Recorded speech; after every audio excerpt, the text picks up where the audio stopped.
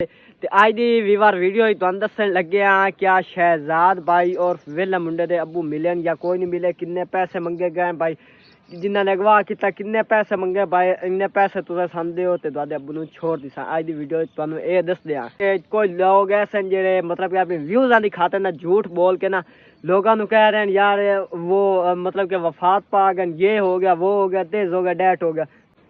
अस्सलाम वालेकुम, कैसे हैं मेरे प्यारे व्यूअर, उम्मीद करता तुम सारे ठीक ठाक होंगे। मैं तुहाडा अपना भाई परवेज़ फरूक ते तुसां वेख रहे हो अपना यूट्यूब चैनल पंजाबी मुंडा। सारे भाइयों का वेलकम तुहाडे अपने यूट्यूब चैनल पंजाबी मुंडे दे।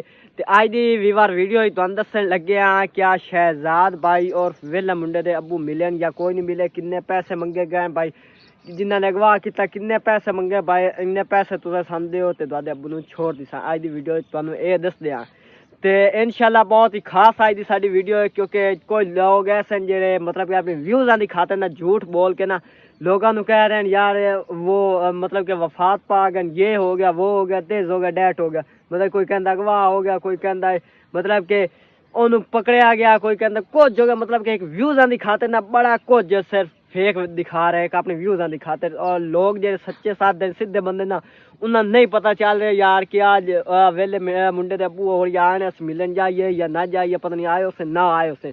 आज दी वीडियो वीवार तुहानूं दस दियां या आए या कोई नहीं आए। पहली गल है वीवार तुसां न्यूज़ वेखियो से कोई कहंदा भाई इन्ने पैसे 5 लाख मांग लिया, 10 लाख रुपया मांग लिया, उन्हें आख्या तां इन्हूं छुड़सां। ये सब दोस्तों फेक है। तो दूसरे नंबर ते हाले ताईं शहजाद भाई और दे अब्बू कोई नहीं मिले, हाले ताईं कोई अता पता नहीं चले। और शहजाद भाई और आखे जिस टाइम मिले तो थानू असी दस दिसा मैं अपने चैनल पर अपलोड कर दिसा। चलो उसने वीडियो अपलोड की, मैं दोस्तों वीडियो अपलोड कर दिसा।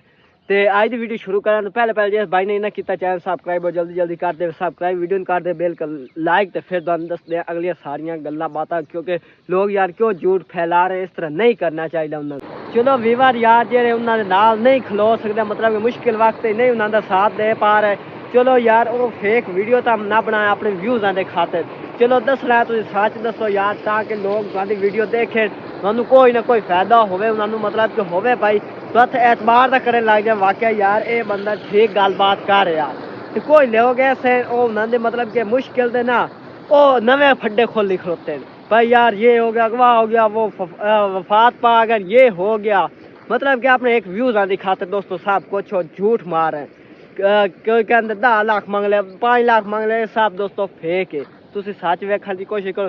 जेह्ड़े भाई नहीं ना मतलब कि सुन लग रहे हो शहजाद भाई हो उन्होंने अपना चैनल, क्योंकि वो प्रैंक वगैरह होंदा ना मोड़ ना अपने यूट्यूब पर ना रोज़ वीडियो अपलोड करनी। आज दूसरा दिन हो गया शहजाद भाई हो वीडियो अपलोड कर ना की, मैं वेखी हाले तक अपलोड कर नहीं हुई, हूँ शायद हो गई हो हाले तक कोई पता नहीं।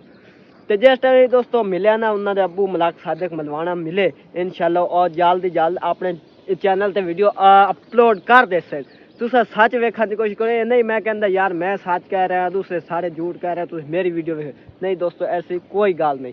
यह तुहानूं अच्छा लगे, जो मतलब कि तुहानूं अच्छा इंसान लगे यार ये बंदा अच्छा है, ये वीडियो विकसा उन्होंने सबसक्राइब करो, उन्होंने सपोर्ट करो।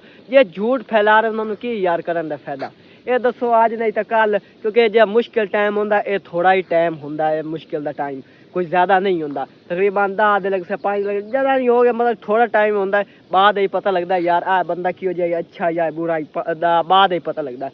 पहले सब फड़ा मरा दे यार मैं अच्छा ये हो गया वो हो गया, देश हो गया, डैट हो गया, ये सब दोस्तों चगल चगल है। तुझे सच वेखने की कोशिश करो, मैं नहीं आता मैनू सपोर्ट करो ना, यह दोनों अच्छा लगे उन सपोर्ट करो। तो तब तक दोस्तों करता हूँ अल्लाह हाफ़िज़। मैं दोस्तों नाल शेयर कर दे भी हाले तक मिले या नहीं मिले, जिस टाइम मिले असा वीडियो जरूर अपलोड करसा अपने चैनल पर। हूँ तब तक दोस्तों करता हूँ अल्लाह हाफ़िज़, अपना बहुत सारा रखे ख्याल। वीडियो अच्छी लगी जरूर करना, चैनल सब्सक्राइब वीडियो करना है बिल्कुल लाइक, ताकि साड़ी कोई अच्छी न्यू खबर तो ताईं पहुँच सके दोबारा। अल्लाह हाफ़िज़, बाय बाय।